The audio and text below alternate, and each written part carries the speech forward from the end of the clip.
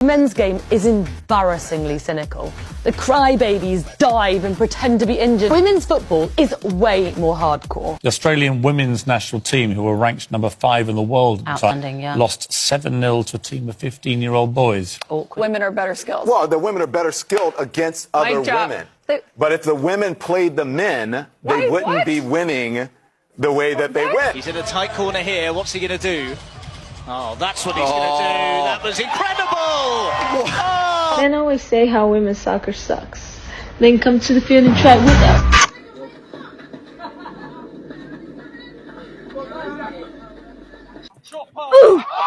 He's out there looking like Messi, bro. Women will never beat men at football.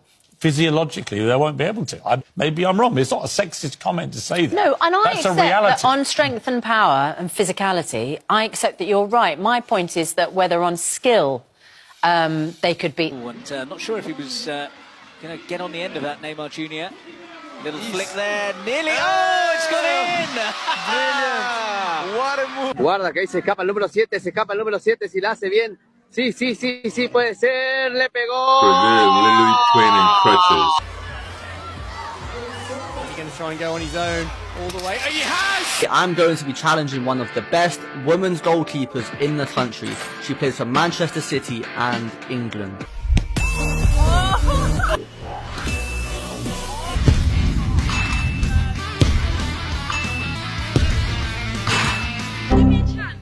I don't think anybody can argue that there's gender inequities in this world, that there's a pay gap, that there's pay discrepancy. Matilda's Soccer World Cup win against Brazil. Now, if they make it to the final, the girls will get $5,500 each. The blokes will get $69,000 each. How can anyone justify this, Ita? They can't. No. I mean, the gender... I beg your pardon? I can justify it. How many of you guys on the panel know who our Australian Matildas are playing in the quarterfinals? Don't. No, because you don't care about it. Now, if you cared about it... I do if they win. No, but that's the thing. They beat Brazil. Do you know what? All of you can go and watch W League games in the women's competition here, but you don't. Now, when you start to go and watch these women play the wonderful football they do, then they'll earn more money. We've got quite a large pay dispute happening with our Australian women's soccer team at the moment. Is it frustrating for you as someone who's so prominent in your sport? And we heard you say on the Ellen show the other day you are the richest fighter in UFC, that sort of thing is still going on? I think that how much you get paid should have something to do with how much money you bring in. I'm the highest paid fighter not because Dina and Lorenzo wanted to do something nice for the ladies. They do it because I bring in the highest numbers. They do it because I make them the most money. And I think that the money that they make should be proportionate to the money that they bring in.